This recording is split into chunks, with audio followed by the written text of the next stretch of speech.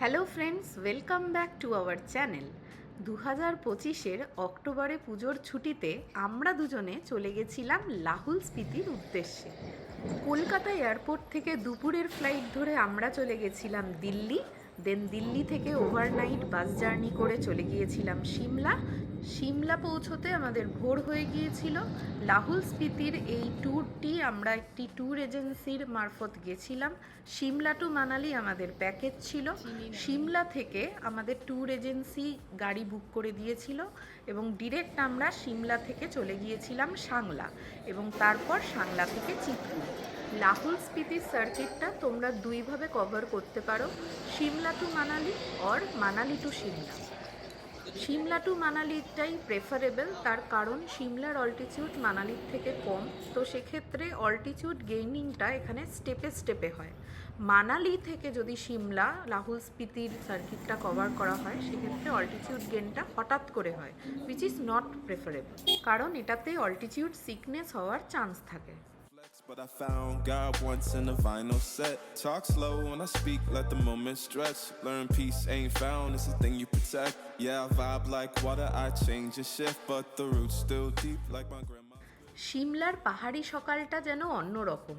চারপাশে ঠান্ডা হাওয়া, মেঘে ঢাকা পাহাড় আর মন ভালো করে দেওয়ার মতো একটা পরিবেশ। আজ আমাদের ডেস্টিনেশন হলো সাংলা ভ্যালি।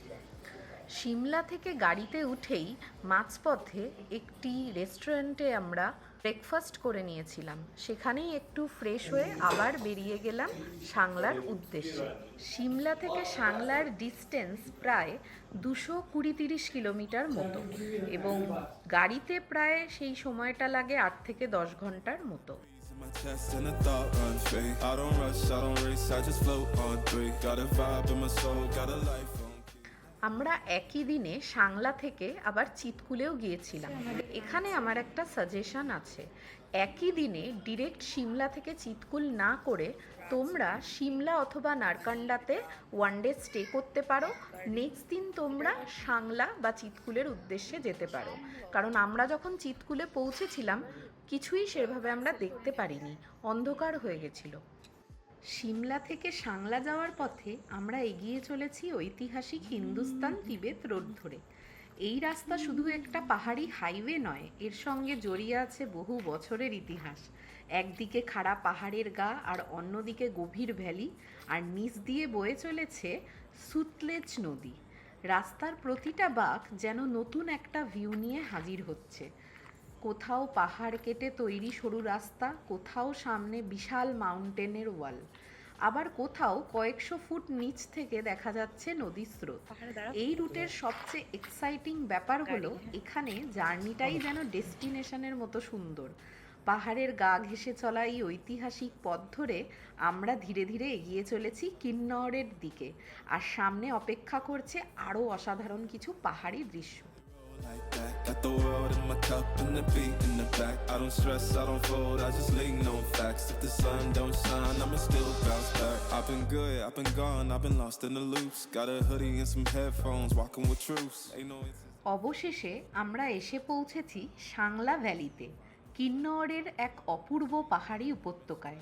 চারপাশে যতদূর দেখা যায় ততদূর শুধু বিশাল পাহাড়ের সারি, পাহাড়ের ঢালে সবুজের চাদর, তারই মাঝে ছোট ছোট পাহাড়ি নদী, আর নিচ দিয়ে বয়ে চলেছে বাসপা রিভার। সাংলার সবচেয়ে সুন্দর ব্যাপার হলো এর নিস্তব্ধতা। আমরা সাংলাতে স্টে করেছিলাম হোটেল রকভিউ সাংলাতে। এই হোটেলটা মোটামুটি একটি হোটেল ছিল, অতটাও ভালো ছিল না, কিন্তু ওয়ান নাইট স্টের জন্য ঠিক আছে। সাংলার হোটেলে পৌঁছে আধ ঘন্টার মতো সময় হাতে নিয়ে একটু ফ্রেশ হয়ে আমরা বিকেল 5টার দিকে বেরিয়ে গেছিলাম চিতকুলের উদ্দেশ্যে। সাংলা থেকে চিতকুলের দূরত্ব প্রায় 25 কিলোমিটার মতো, যেতে প্রায় 1.5-2 ঘন্টা মতো সময় লাগে। চিতকুল যাওয়ার রাস্তা খুবই দুর্গম।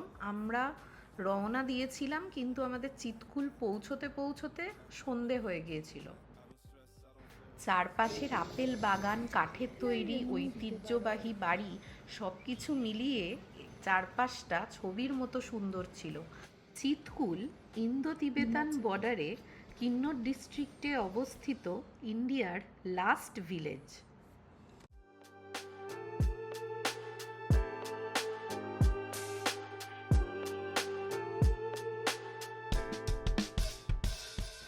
চিৎকুল যাওয়ার রাস্তা যত এগোতে থাকে ততই বদলে যায় চারপাশের ল্যান্ডস্কেপ। যদিও আমাদের পৌঁছতে পৌঁছতে সন্ধে হয়ে গিয়েছিল, ল্যান্ডস্কেপ আর সেভাবে আমরা এনজয় করতে পারছিলাম না। তবুও বুঝতে পারছিলাম যে রাস্তা কখনো কখনো একটু চ্যালেঞ্জিং, কিন্তু চারপাশের সৌন্দর্য সেই কষ্টটুকুকে ভুলিয়ে দেয়। যতই চিৎকুলের দিকে এগিয়ে যাচ্ছি ততই মনে হচ্ছে আমরা যেন ধীরে ধীরে সিভিলাইজেশন থেকে দূরে চলে যাচ্ছি। শেষ পর্যন্ত এই পাহাড়ি পথ পেরিয়ে যখন চিৎকুলের দেখা মিলল, তখন মনে হলো এই জার্নিটাই হয়তো আমাদের পুরো কিন্নর ট্রিপের সবচেয়ে সুন্দর অংশ। চিৎকুল পৌঁছলাম যখন, তখন বেশ সন্ধে হয়ে গেছিল এবং আমাদের প্রচুর খিদেও পেয়ে গেছিল। তাই ড্রাইভারই বলল যে এই ক্যাফেতে গিয়ে আপনারা কিছু খেয়ে নিতে পারেন, তো সেটাই আমরা করলাম। সেভাবে চিৎকুলকে আমরা এক্সপ্লোর করতে পারলাম না ঠিকই, কিন্তু তাও এই জার্নিটা যেন একটা অন্যরকম জার্নি ছিল।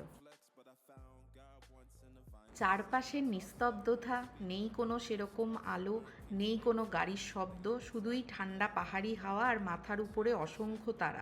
এখানে লাইট পলিউশন খুব কম হওয়ায় খালি চোখেই আকাশ জুড়ে অসংখ্য তারার ঝিকিমিকি দেখা যায়। তোমরা চাইলে এখানে স্টার গেজিংও করতে পারো। পাহাড়ের অন্ধকারের উপরে ছড়িয়ে থাকা হাজার হাজার তারা, আর সেই নীরবতার মাঝে দাঁড়িয়ে মনে হচ্ছিল প্রকৃতি আসলে কতটা সুন্দর। সেটা বোঝার জন্য কখনো কখনো শুধু একটু চুপ করে আকাশের দিকে তাকিয়ে থাকাই যথেষ্ট। অবশেষে এখানে কিছুক্ষণ কাটিয়ে 7:30টার দিকে আমরা রওনা দিলাম আবার সাংলার হোটেলের উদ্দেশ্যে। আমার সাজেশন, রাতের বেলা এই রাস্তাটি অ্যাভয়েড করাই ভালো। তাই তোমরা চাইলে চিৎকুলেও স্টে করতে পারো এবং স্টে করে পরদিন ভোরবেলা থেকে চিৎকুলকে প্রপারলি এক্সপ্লোর করতে পারো। চলো টাটা, আজকের জন্য এটুকুই। সাবস্ক্রাইব করো আমাদের channel travel with Payel and রাজা।